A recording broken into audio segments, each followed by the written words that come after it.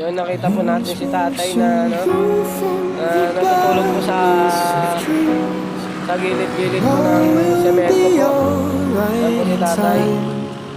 Kung sino man nakakaano dyan, nakakamukha dyan, baka naman kamag-anak o ano man or what.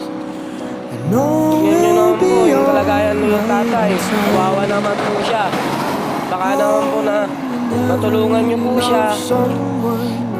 Guys, kung sino man nakakaano kay tatay, sana ano po, mukha niyo po si tatay. Yan po si tatay.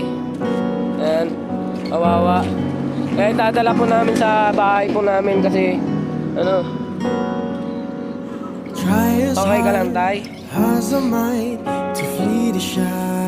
Yan si tatay kung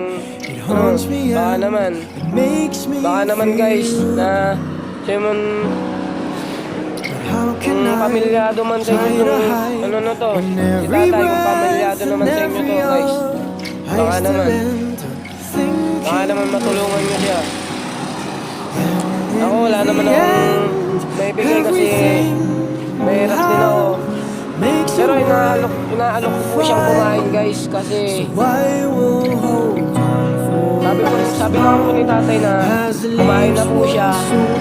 Tapos kaya hindi ko na lang po sabi ko sama ka na lang tayo sa bahay po namin kasi makakatulog ka po ng maayos doon kasi doon may pagigan ka po doon na maayos, may unan, tapos may may pagkain, makakakain ka doon. Sabi ko kay tatay, kaso nga lang ayun si tatay, sa'yo man nakakamukha dyan. Yan, baka naman guys, pakishare naman po tong tong video ko.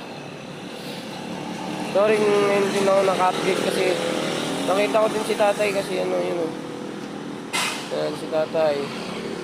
Yan, kung sino man nakakaano dyan, kung pamilyado man sa inyo to guys, baka naman matulungan nyo po si tatay. Sana nyo po guys, hindi ko po papabayaan hindi ko po papabayaan si tatay kasi na po sa akin. Naawa din po kasi ako sa sa puso ko at isip ko. Hindi na lang ampunin ko na lang si tatay kasi masaya naman pag makatulong ka sa taong kapwa mo. Okay lang nga daw yung humingi, basta wag lang magnakaw. Yun lang po guys.